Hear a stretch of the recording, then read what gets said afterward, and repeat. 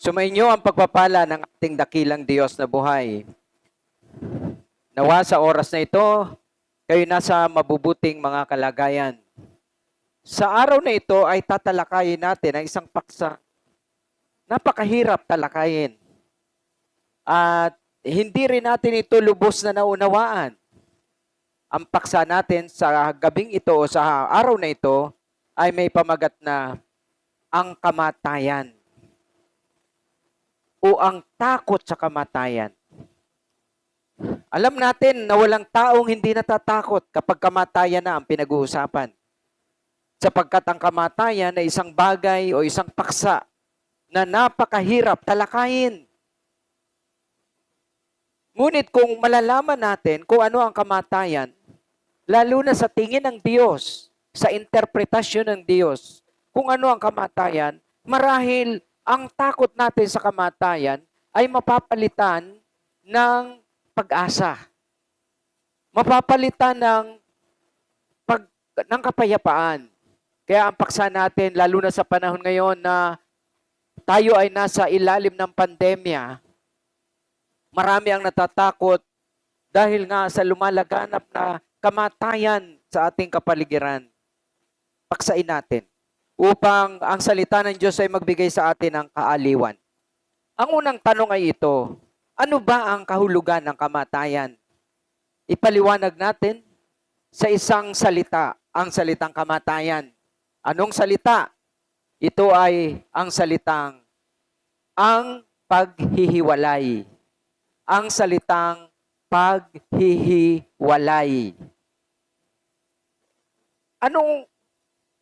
Bakit maghihiwalay? Ayan ang papaksain natin ngayon. May tatlong uri ng kamatayan. Tatlo.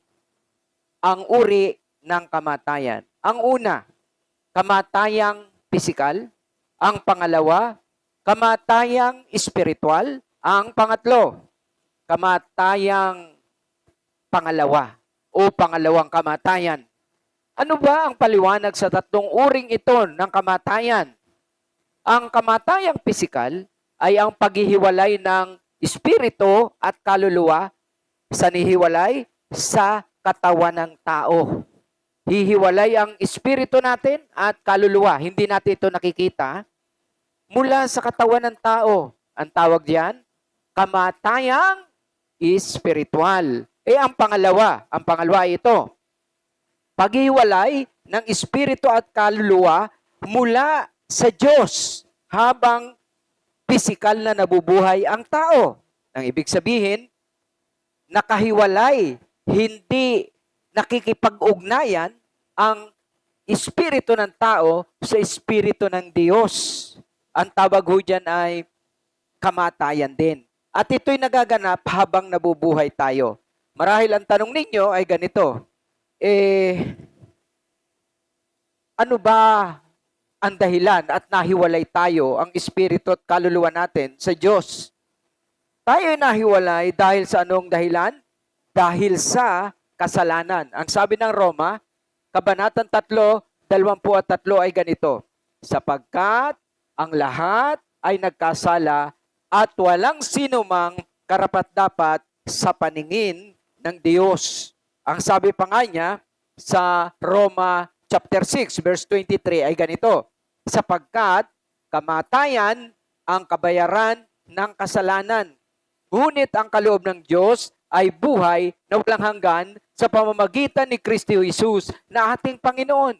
Maliwanag sa binasa natin na dahil sa ating kasalanan, tayo'y nahiwalay sa Diyos. Na ang ibig sabihin, tayo ay namatay. Namatay ang ating relasyon sa Diyos. Ibig sabihin, walang kapangyarihang dumadaloy sa atin.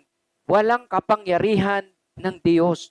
Ang banal na espiritu ay hindi nadaloy sa ating kaluluwa at sa espiritu natin bilang tao. At dahil diyan, tayo ay patay. Tayong lahat ay isinilang na patay. Bakit? Kasi nga wala tayong relasyon sa Diyos dahil naman na natin ang kasalanang ito sa ating ninuno na sina Adan at si Eva. Maliwanag. Ang kamatayang pisikal ay ang paghiwalay ng kaluluwa at ng espiritu sa katawang lupa. Na kung saan ang katawang lupa, ililibing at mabubulok. Samantalang ang katawan namang ang kamatayang espiritual ay ang ating paghiwalay ng ating kaluluwa at espiritu sa Diyos habang tayo'y nabubuhay pa. Ano naman ang pangatlo? Itong pangatlo, ito'y mabigat na uri ng kamatayan. Ito ay ang tinatawag na pangalawang kamatayan o second death. Ang pangalawang kamatayan ay ang paghihiwalay ng espiritu at kaluluwa mula sa Diyos kapag namatay na physical ang tao. Yun po yun. Halimbawa, namatay tayo. Humihiwalay ang espiritu at kaluluwa mula sa Diyos. O di yun yung kamatayan, pangalawang kamatayan. Bakit kamo? Sapagkat ito ang sinasabi ng kasulatan. Sa pahayag 20 ay may sinabi ang kasulatan. Ito ang sinabi, iniluwa ng dagat ang mga patay na nasa kanya. Inilabas din ang kamatayan at ng Hades ang mga patay na nalagak sa kanila. Hinatulan ang lahat ayon sa kanilang mga ginawa. Nakita niyo po, saang lugar nang galing ang mga namatay? Ang una ay dagat. Ang pangalawa ay si kamatayan. Si kamatayan mismo. Si kamatayan. Yung isa ho siyang espiritu, si kamatayan. At si Hades. Yung pong si Hades ay tinatawag nating temporary confinement ng mga kaluluwa na yun nga ho, kaluluwa ng taong namatay o tinatawag nating impyerno. At ang mga ito ay inihagis, sabi ng Biblia, pagkatapos sa itinapon ang salawang apoy, mayroon pa hong lake of fire. Sino ang itinapon? Si kamatayan at si Hades. At ang lawang apoy na ito, tingnan niyo po ang salita ng Diyos, pangalawang kamatayan. Itinapon sa lawang apoy ang sinumang hindi nakasulat ang pangalan sa aklat ng buhay. Yan po pala ang tatlong uri ng kamatayan at yan din ang nangyayari. Kaya nga ang tawag dito ay paghihiwalay. Yung tatlong bagay na yun ay paghihiwalay ang dahilan. Ngayon, salamat sa Diyos sapagkat tayo binibigyan ng Panginoon ng lakas ng loob na huwag matakot sa kamatayan. Sa ngayon po, napakaraming namamatay. Dala ng pandemya na nagaganap sa ating bansa. Hindi lamang po sa bansang Pilipinas, kundi sa iba't ibang dako ng mundo. Natatakot tayo. Alam natin yan, hindi ko na kailangan ipaliwanag. Ngunit ang kamatayan ay nagaganap at dinadalaw tayo. Salamat na lang sa Panginoon. May sinabi ang Panginoon. Ito ang sinabi niya. Sinabi naman ni Jesus, ako ang muling pagkabuhay at ang buhay. Ang nananalig sa akin kahit mamatay ay muling mabubuhay. Hindi po ba napakagandang pangako ito ng Diyos? Sinabi niya po ito sa Juan 11:35 na si Kristo lang pala ang pinagmula ng buhay. At dahil siya'y nabuhay na maguli, at siya rin ang buhay. Kaya nga, dapat manalig tayo sa Kanya. Dapat magtiwala tayo sa Kanya. Dapat ipagkatiwala natin ang buhay natin sa Kanya. May dalawang uri ng pagsilang. Kaya tayo nabuhay sa mundong ito. Alam niyo ba kung ano? At alam kong alam niyo. Ang unang-una, physical. Tayo ay iniluwal ng ating ina mula sa Kanyang sinapupunan. Ay, isinilang na tayo at nabuhay na tayo sa mundong ito. Ang pangalawang uri ng pagsilang ay pagsilang espiritual. Kung natatandaan nyo ang sinabi ni Juan sa Kabanatang 3, ay ganito, dapat kang isilang na muli. Sabi ni Nicodemus, paano ko isisilang na muli? Papasok ba uli ako sa sinapupunan ng aking ina? Ang sabi ng Panginoong Hesus, sabi niya, hindi. Kailangang isilang ka sa espiritu. Na ang ibig sabihin, kinakailangang yung espiritu ng tao ay makonekta sa espiritu ng Diyos.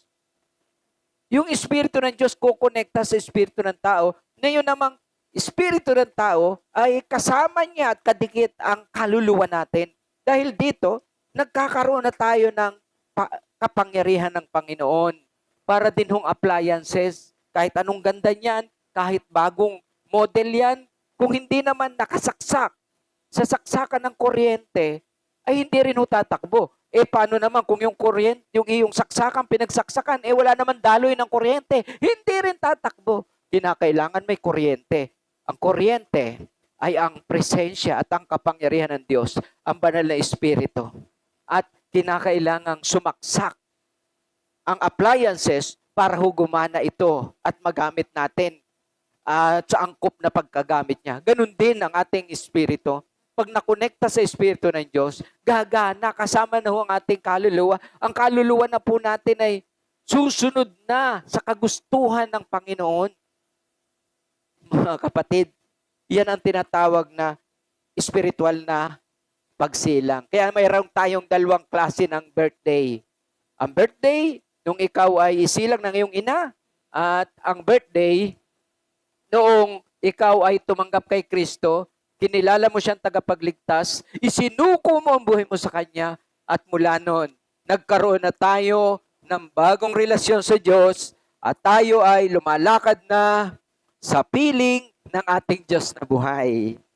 Ulitin ko, may tatlong uri ng kamatayan. Kamatayang pisikal, kamatayang espiritual, at pangalawang kamatayan. Ngayon, may dalawang uri ng pagharap sa kamatayan. May dalawang uri ng pagharap sa kamatayan. Paano mo ba ito haharapin? Paano haharapin? May dalawang uri. Una, harapin mo ito ng may pananampalataya. Praise be to the living God kung may pananampalataya. Nagtitiwala ka sa Diyos. Pangalawa, harapin mo ito ng may takot. Yan ang nararanasan ngayon ng nating lahat, ng ating mga kababayan. Lahat takot sa kamatayan. Kapatid, kaibigan, kamag-anakan, sa oras na ito, nais ko sana piliin natin ang una. Harapin natin ito ng may pananampalataya. Kaya nga ipinapaliwanag ko sa inyo ngayon.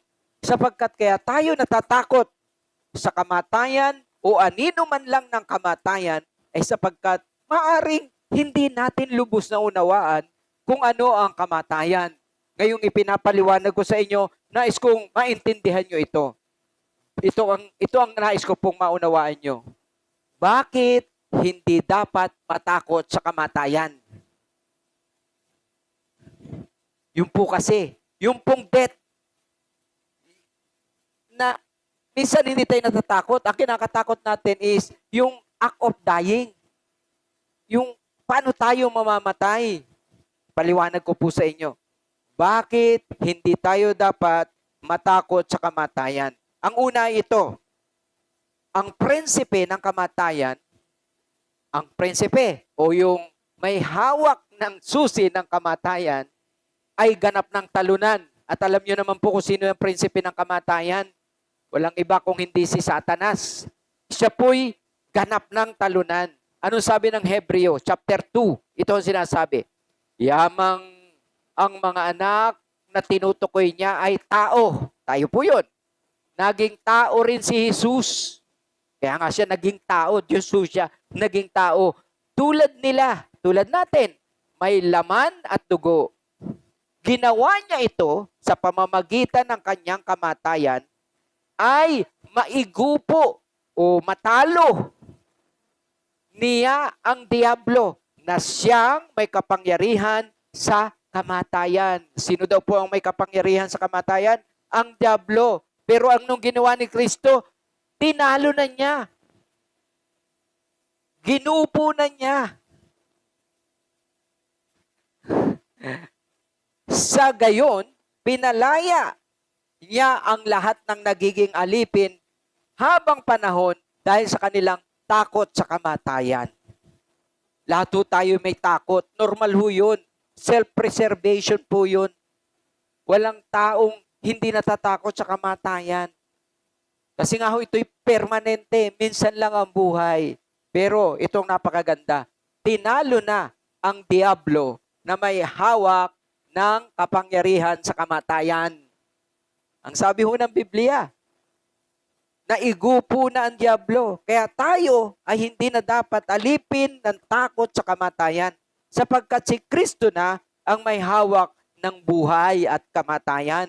Pangalawa, ang kapangyarihan ng kamatayan, yun hong kapangyarihan, yung kamandag, yung talim, yung pong bisa, ay ganap ng talunan. Basahin po natin. Unang Korinto 15. Ang sabi, ang kamandag ng kamatayan ay ang kasalanan. At ang lakas ng kasalanan ay nagmumula saan? Sa kautusan. Magpasalamat tayo sa Diyos na nagbibigay sa atin ng katagumpayan sa pamamagitan ng ating Panginoong Hesukristo. Ang kamandag, nasaan ka na kamandag? Ang sabi ho ng Biblia, wala ka ng kapangyarihan sapagkat tinunaw na ng kapangyarihan ng dugo ni Kristo na tumubos sa atin ang kapangyarihan ng kamandag. Kumbaga ho sa atin, vaccine, bakuna laban sa COVID-19. Higit pa ho doon ang ginawa ng dugo ni Kristo na natanggap natin. Tinunaw na ho yung kamandag. Isipin nyo po pag nakagat kayo ng ahas, ng aso, yung pong mayroong bisa, mayroon hong poison, mayroon pong rabies, mayroon pong lason. Tunay po, kapag ikay may dugo ni Kristo, ang kamandag ng kamatayan na walang iba kundi ang kasalanan. Kasalanan. Kasi nga ho, yung kasalanan, kaya tayo lahat ay mamamatay. May naturukan tayo ng demonyo ng kasalanan. Tayo ho ay patay. Tayo po ay meron na tayong matindi pa ho sa COVID-19. Ngunit dahil tayo po ay tinubos ng dugo ni Kristo, matagumpay na ho tayo sa pamagitan ng ating Panginoong Hesus. Amen? Di ho ba isang kagalakan yan? Punta ho tayo sa sinabi ng 2 Timoteo chapter 1. Ang sabi, ngunit nahayag lamang ito nang dumating si Kristo na ating tagapagligtas. Nilupig, talo na ang kamatayan at inihayag ang buhay na walang hanggan sa pamamagitan ng mabuting balita. Nilupig na po ang kamatayan. Tandaan niyo po ang mga talatang yan ng Biblia na magpapalakas sa atin. Ano nga po yung unang ginawa ni Jesus? Bakit hindi tayo dapat matakot sa kamatayan? Ang una, ang prinsipe ng kamatayan ay ganap ng talunan. Ang pangalawa, ang kapangyarihan ng kamatayan ay ganap ng talunan. Punta naman ho tayo sa pangatlo. Ang proseso ng pagkamatay ay ipinaalam na sa atin. Talaga, ipinaalam na ang proseso ng pagkamatay? Opo. Ipinaalam na po niya. Siyempre, ang nakikita natin sa natural, yun hong naghihirap sa ospital, may mga tubo, mayroon pong oxygen, mayroon pong naghihingalo. Di po ba? Talaga naman, napapanood natin sa mga pelikula, sa telebisyon. At ang hirap pong tumingin. Napakahirap po talaga tumingin sa ganyang bagay. Alam po natin yan. Ayoko na hong magbigay ng halimbawa. Kasi mahirap nga pong isipin. Mahirap unawain. Mahirap maranasan ng bawat isa sa atin. Ngunit, alam natin ang proseso. Yan ho ang ating titingnan. Ano ba ang proseso? Napakaliwanag po ng proseso. Samahan niyo po ako sa aklat ng Lucas sa kabanatang 16. Ano po ba ang kwento diyan?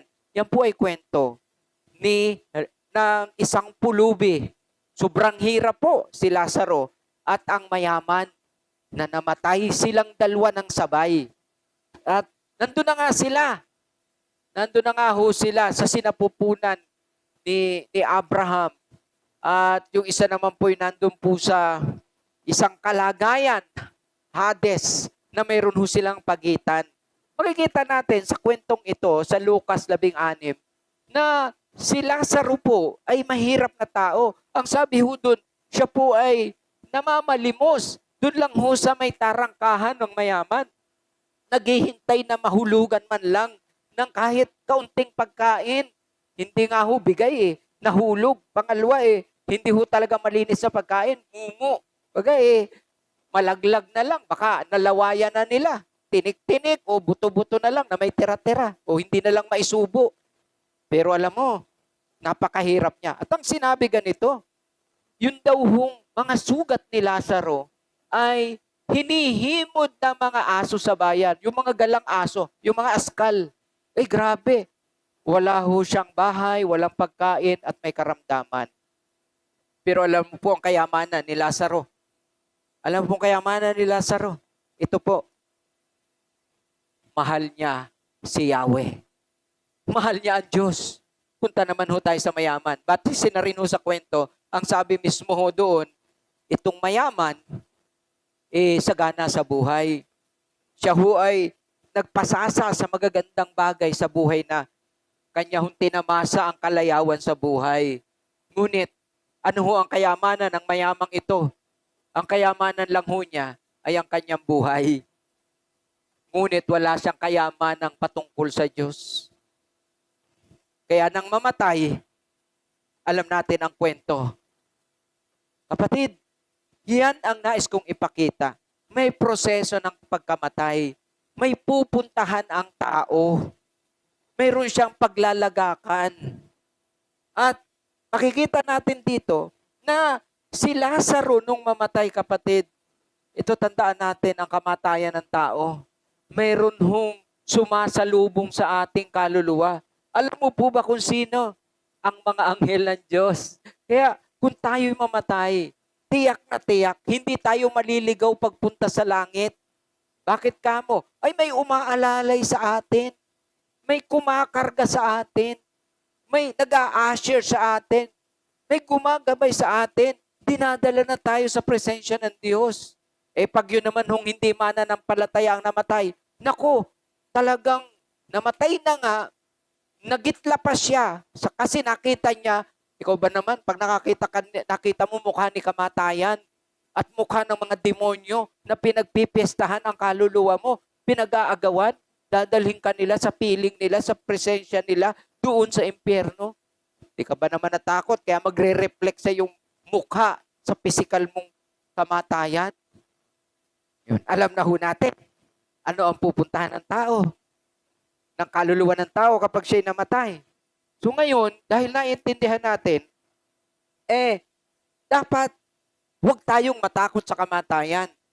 Pang-apat, ang larawan ng kamatayan ay ipinakita na sa atin. Ito ang larawan, ipinakita na sa atin. Saan po ito ipinakita? Samahan niyo po ako sa Aklat ng Awit, Kabanatang 23, talatang 4. Ito ho ba yung paborito nating awit sa Salmo? Ito ho yung The Lord is my shepherd. Ang sabi dito sa versikulo chapter 23 verse 4 ay ganito, even when I walk through the dark valley of the shadow of death, I will not be afraid, for you are close beside me. Tingnan ho natin bawat kataga. Ang una, ang sabi dito ay, I walk through the dark valley. Meaning, alam ni David na siya'y naglalakad lamang doon, hindi sa lambak. Ibig sabihin, yung lambak ng kamatayan, hindi yun ang kanyang final destiny. May pupuntahan siya kasi nga, I walk. Hindi naman sinabing, I stay. Naglakad lang siya doon. So maliwanag, yun hong kamatayan, dinadaanan lang natin. Hindi po yung final destiny. Sa mananampalataya, ang destiny natin ay yung sinabi ng Panginoon sa Juan 14. 2 ang sabi, sa tahanan, mansion pa sa ibang translation, sa tahanan ng aking Ama ay maraming silid at dadalhin kita doon, ipaghahanda kita ng matitirhan mo doon. Yun ang pangako ng ating Panginoon. So una, hindi po ang kamatayan ang destinasyon natin. Tayo huwag naglalakad lang. May sinabi pa, through the, ano sabi? Ito ay isa lamang anino. Kasi bakit? Ang sabi, though I walk through the dark valley of the shadow of death, shadow lang, si kamatayan ay isa lang anino. Hindi po siya totoo. Shadow lang. Halimbawa po, ikaw ay, anong gusto mo? Masagasaan ka ng train o madaanan ka ng anino ng train? Anong sagot? Siyempre, alam natin ang sagot. Anino lang ang gusto natin. Yun nga po, anino lang si kamatayan. Huwag kang matakot sa rumaragasang train. Kasi ang tatama lang sa iyo ay anino. Alam niyo ba kung bakit anino? Kasi mayroon na hong nasagasaan ng train para sa atin. Alam mo kung sino? Ang Panginoong Hesus. Of course, ang ibig ko sabihin, wala pa naman train nung araw, meron na hong namatay para sa atin, si Kristo. Kaya yun hong si kamatayan, shadow of death, anino na lamang po siya. So yan po ang pangalawa. Ang pangatlo, nakakalungkot ang maglakbay sa lambak ng kamatayan. Ngunit ang sabi ho ni David ay ganito, I will not be afraid. For you, sabi niya, you, talaga hong personal na, no? Ikaw ay close beside me. I will not be afraid, for you are close beside me. Maliwanag na ang Panginoon pala kasama ni David habang siya'y naglalakbay. Dahil dito, wala siyang dapat na ikatakot. Wala siyang dapat ikatakot dahil kasama niya ang Panginoon habang naglalakbay. Tayo naglalakbay sa pandemya at iba't iba pang problema ng buhay ngayon. Pero po ito ang napakaganda. Hindi tayo nag-iisa. Kasama natin ang Diyos. Hindi po tayo nag-iisa. Glory to God. Tandaan natin ang tatlong bagay. Ang kamatayan ay isa lamang paglalakbay.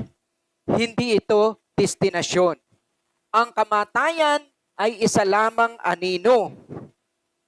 Ito ay hindi totoo. Pangatlo, nakakalungkot ang kamatayan, pero hindi ka nag-iisa. Kaya sabi ko nga sa inyo kanina, sa oras ng kamatayan ng isang mananampalataya, sabi ng Panginoon, precious is my sight, the death of my saints. Alam niyo ho ba, may nakabantay ng mga anghel sa atin para tayo dalhin sa piling ng ating Panginoon. Hallelujah. Pag nakita natin ang kaharian ng Diyos, praise be to the living God. Hallelujah. What a glorious day kapag naganap yun sa ating mga buhay. Hindi ko po sinabing mamatay na tayo ngayon. Sinabi ko lang ho, huwag ho tayong matakot. Dahil ang larawan ng kamatayan ay ipinakita na sa atin ng ating Panginoon. Amen?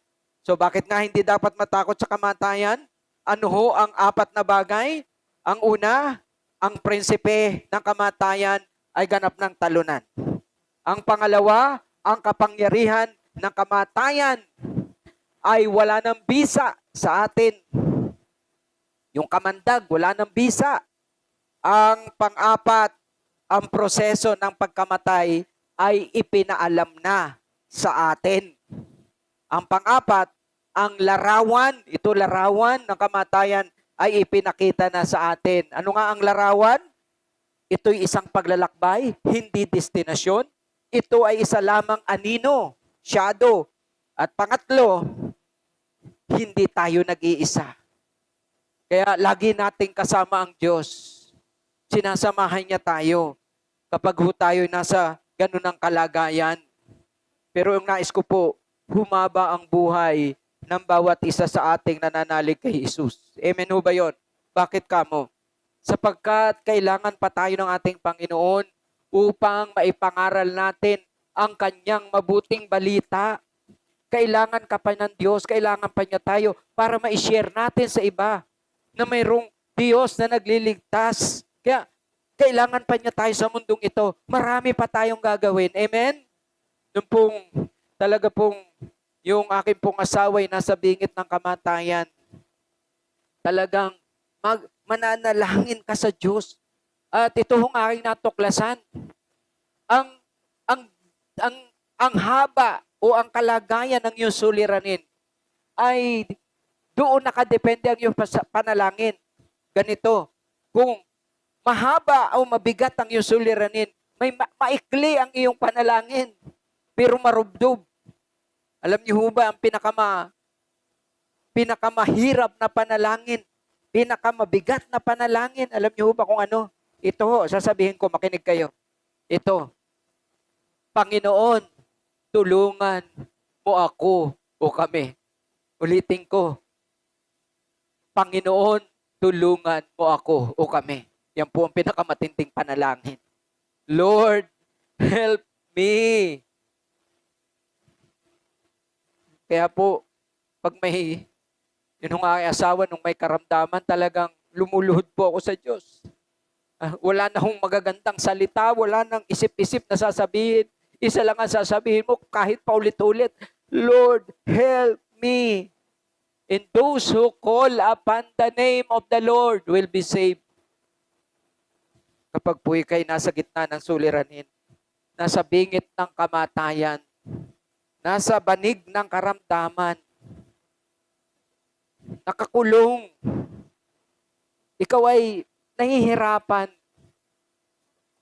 wala kang salapi, kahit na mayroon sa panahon ngayon, walang tatanggap sa iyong hospital. Puno na ang mga hospital. Alam mo, matatawagan lang ng isang tao, ang Diyos. Ang Diyos. Kaya, kapatid, lumapit ka na sa Panginoon. Huwag ka nang matigas ang puso. At kung ikaw naman ay sinasabi mong anak ka nga ng Diyos, tiyakin mo na.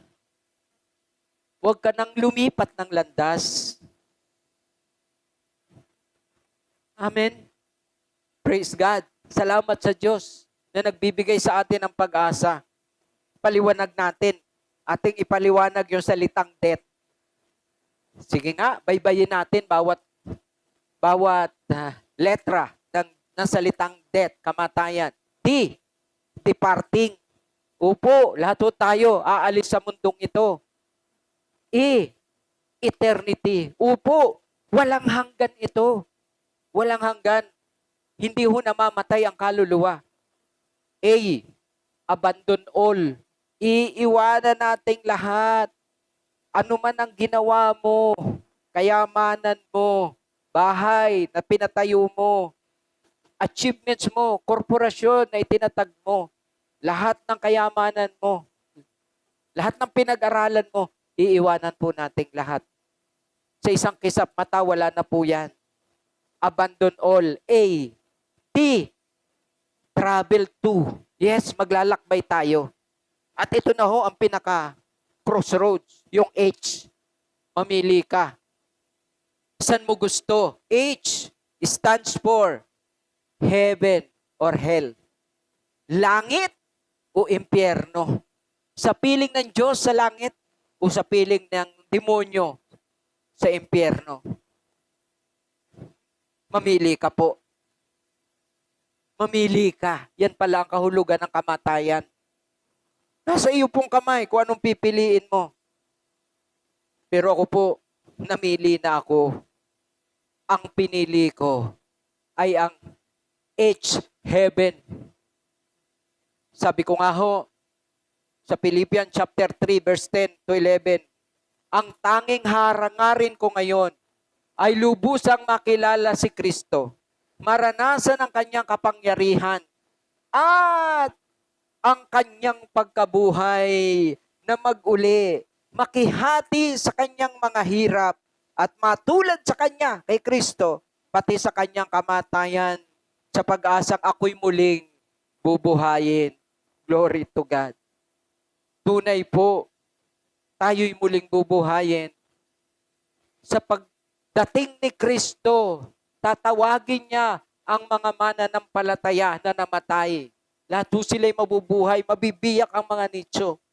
At kung tayo'y sumapit ang Panginoon, tinatawag na pagdagit, rapture, o harpaso, o yung pagbisita ng Panginoon para kunin ang mga anak niya. At tayo'y natagpo ang buhay, mawawala po tayo sa lupang ito. Kakatagpuin natin ang Panginoon doon sa alapaap. Yan na po ang aking hangarin sa buhay. Kayo po ba? Yan din po ba ang iyong hangarin sa buhay? Kung hindi mo patiyak ang iyong kaligtasan, wag ho tayong maglaro sa salitang kamatayan. Hindi po ito laro. seryosuhin po natin habang may panahon pa. Ang ibig ko pong sabihin, hindi po oras ng pagdidesisyon kapag patay ka na. Ang magdidesisyon na sa iyo ay ang Diyos kung saan ka pupunta. Pero ngayon, pwede ka magdesisyon kung saan ka pupunta. Kung sa langit o sa impyerno. Ito ang sabi ni Jesus sa Juan 11, talatang 25. Ako ang muling pagkabuhay at ang buhay. Ang nananalig sa akin kahit mamatay ay muling mabubuhay. Hinahamon kita, kaibigan, kapatid. Lumapit ka sa Panginoon. Mahal ka niya. Siya na ang namatay para sa iyo, para bigyan ka ng buhay. Isa na lang ang iyong gagawin. Tanggapin mo siya bilang iyong personal na tagapagligtas at Panginoon. Manampalataya ka. Siya ang nagsabi, at ang sinumang nananampalataya at isinasatinig ang kanyang pananampalataya ay magkakaroon ng buhay na walang hanggan. Roma chapter 10 verse 9. Isatinig mo at sabihin mo ngayon. Huwag mo nang ipagpabukas at tiyakin mo nagmumula sa iyong puso na nananampalataya ka sa Panginoong Hesus. Kapatid, ito na ang oras. Nakikita na natin, ang kamatayan ay kumakatok sa bawat bahay. Nasa hangin, nasa kapaligiran. Wala nang katiyakan ang buhay natin. Naririnig mo ang kamatayan ng iyong kapitbahay, kamatayan ng iyong mga mahal sa buhay, ng iyong mga kamag-anakan, ng iyong mga kaibigan. Baka ikaw ang kasunod. Huwag mo nang hintayin ang sandali na hindi ka makapanalangin. Ngayon pa lang, manalangin ka na. Tutulungan kita. Sumunod ka sa aking panalangin. Panginoong Hesus, naunawaan ko po na ako'y makasalanan at ako'y patay sa espiritual na buhay. Hindi po ako nakikipag-ugnayan sa inyo. Ang espiritu ko ay hindi konektado sa inyong espiritu. Dahil sa aking kasalanan, sa oras na ito, nais ko pong magsisi sa mga kasalanan ko. Patawarin mo po ako sa oras na ito. Nais ko rin pong tanggapin ka bilang aking Diyos at personal na tagapagligtas. Maghari ka po sa aking buhay. Salamat po, Ama. Maraming salamat sa buhay na walang hanggan.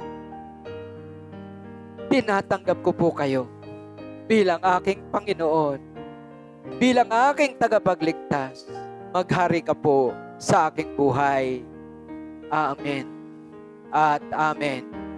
Sa pangalan ni Jesus. Amen. Kaibigan, kapatid, kamag-anakan, kaibigan, kung ito'y nagmula sa iyong puso ang panalangin niyan, manalig ka. Sumasa iyo ang Diyos. Manampalataya ka. Kung dumating man ang kamatayan na pisikal, mayroon tayong buhay na walang hanggan sa piling ng ating Panginoon. Glory to the living God. Ngayon, dahil tayo ay anak na ng Diyos, nais kong muli, iunat mong iyong kamay. Nais kong manalangin sa iyo. Ipapanalangin natin. Ang espiritu ng kamatayan ay hindi makapaghari. Ang kamatayan ay isang espiritu, demonic spirit. Ang sabi sa pahayag 6, nung pong makita ni Juan ang mga kabayo, nakita niya isang maputlang kabayo. At ang nakasakay ay si kamatayan. At sumusunod sa kanya si Hades. Maliwanag, si kamatayan ay isang demonic spirit. Nakakasakay sa kabayo. Si Hades ay sumusunod. Ibig sabihin, demonic spirit din. Nakakasunod. Ibig sabihin, ang Hades ay lagayan ng mga patay. Nakanganga. I-harvest ni kamatayan, kakaritin, sabay silid, kumbaga sakong nakanganga. Bibig na nakanganga ni Hades, kaya nakakasunod. Parehong demonic spirit. Panalangin ko. Maging ang takot, tanggalin ng Diyos sa ating mga puso. Taas mo yung kamay, tayo manalangin. O dakilang Diyos, ikaw ay Diyos ng buhay. Mula na ako'y manampalataya sa iyo, pinagkatiwala ko na sa inyo ang aking buhay. Ako, ang aking asawa, mga anak, mga apo, ang aking buong sambahayan, ang mga kamag-anakan ko, Panginoon. Dahil dito, Panginoon, ako'y nananampalataya na ako'y inyong poproteksyonan laban sa lumalaganap na gawain ng kaaway. Ang kaaway ay pumarito para magnakaw, sumira at pumatay. Sa oras na ito, pinapalayas ko ang anumang anyo ng kamatayan na nais na putulin ang aking kamabuhay, ang aking kalusugan. Pinapalayas ko ang mga demonic spirit. Lord God Almighty, sa iyong biyaya, lukuban mo ako ng iyong banal na dugo, ng mga apoy, ng iyong presensya. Ako'y inyong Panginoon na proteksyonan, kaliwa kanan, ulunan, harapan, likuran at ilalim ng aking tinatapakan. Dakilang Diyos, ang inyong kabuuan ang magproteksyon sa akin at sa buong kong sambahayan. Sa pangalan ni Kristo Jesus, aking binabanggit ang buhay, ang kalusugan, at magamit mo kami upang ipahayag pa ang mabuting balita, ang iyong paghahari sa pangalan ni Jesus. Amen. Huwag kayo may karamdaman, taas mong iyong kamay. Hallelujah. Napakasakit po ng mamatayan. Napakasakit. Alam naman natin mga kapatiran, may namatay tayong membro kahapon. At yan po'y napakasakit talaga. Ang mamatayan tayo na isang kapatiran, kausap ko pa. Isang araw lang, iba na ang balita. Isang araw lang, iba na ang balita. Ngunit ako'y nananalig, may magandang layunin ng Diyos. Siya ang may hawak natin buhay. Ngunit sa oras na ito, itaas mo yung kamay. In the name of Jesus, pinapalayas namin ang anumang uri ng sakit na ipinunla ng kaaway. Lord God, ang bawat isa sa amin, gamitin mo pa kami sa paglilingkod sa inyo. Pahabain mo ang aming buhay.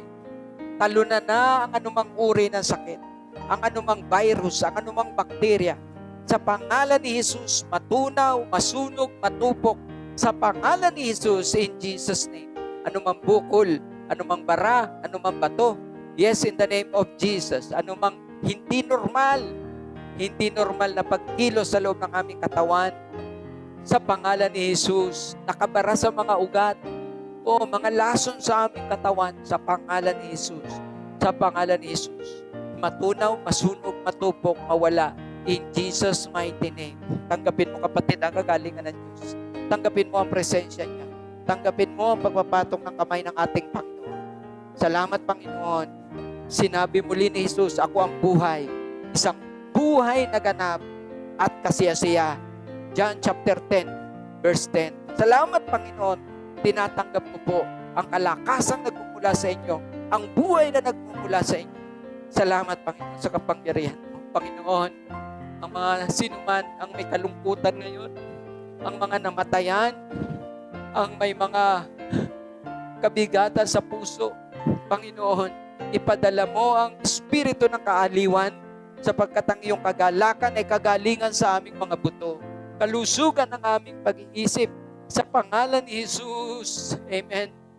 Lord, i-release mo ang banal na espiritu sa mga mayroong dumaranas ng kapigatian. Yes, in the name of Jesus. Marami pong salamat, Ama. Nandiriyan ka. Salamat, Panginoong Jesucristo. Salamat sa iyong biyaya, sa inyong kapurihan, sa inyong kapasalamatan, sa inyong kadakilaan. Amen. And amen. And amen. Kapatid, ihanda mo iyong sarili.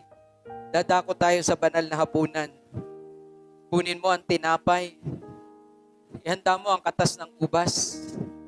Makibahagi ka sa communion. Ano ba ang communion? Ang communion o ang banal na hapunan ay ang ating pakikipag-isa sa presensya ng Diyos. At tinatanggap natin na siya'y nasa ating kalagitnaan sa oras nito. Ngunit dahil siya'y Espiritu, ang sabi ng Diyos, ang Diyos ay Espiritu.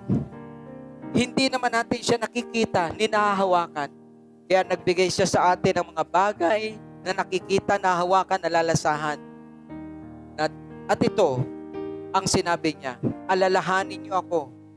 Kumuha kayo ng katas ng ubas at ng tinapay upang ito ang ating pagsasalusaluhan. Kaya kapatid, ihanda mo yung sarili.